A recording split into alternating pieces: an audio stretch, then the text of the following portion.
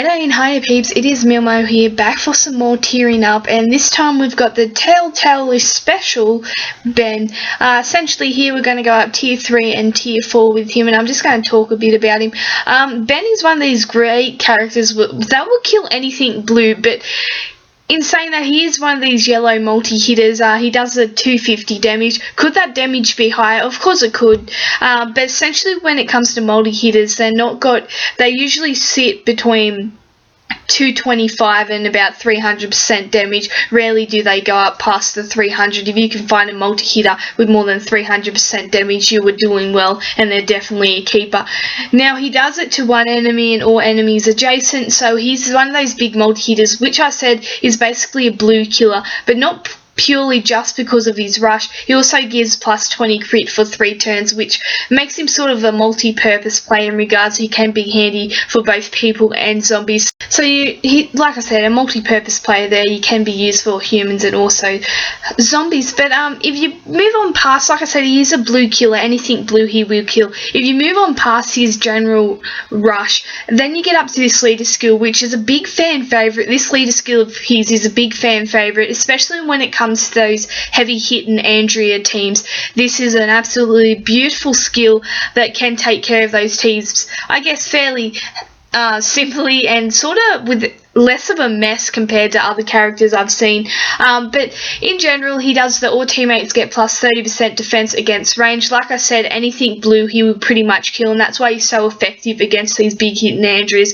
is because of that plus 30% defense against range characters. But then in saying that, there's plenty of characters out there that have plus 30% defense. In saying that, he then has this all teammates get a medium boost to AP when attacking. Now, predominantly we all look for these large boost to APs in leader skills, but this medium boost is all you really need to tear through those Andrea teams and to tear through most blue teams in general. That's all you need in regards to him, is this medium boost. If you think you have weapons these days that you can put huge boosts on or very large boosts on, so you combine that with this medium boost, you can still get players easily going off every second turn, which is what you need for these very fast blue characters that are coming at you with these 45 AP. You need to first not only be able to combat them with nice leader skill like Ben has with the defense, but you also need to be able to combat them with the very fast AP, so that you're killing them just as quick as they're killing you, or even before they're killing you,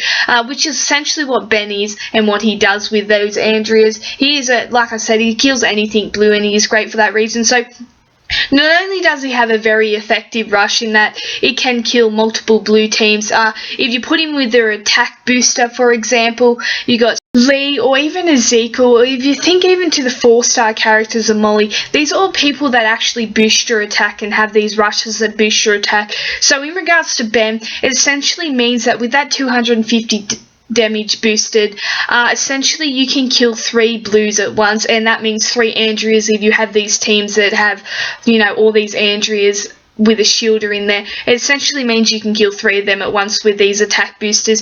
And like I said, because of all the boosters you can put on weapons, if you're getting him going off every 2 turns, you're going to take care of those teams very quickly. And I guess it's going to be one of the things that changes your effectiveness in regards to blues and how effective your teams are in blues.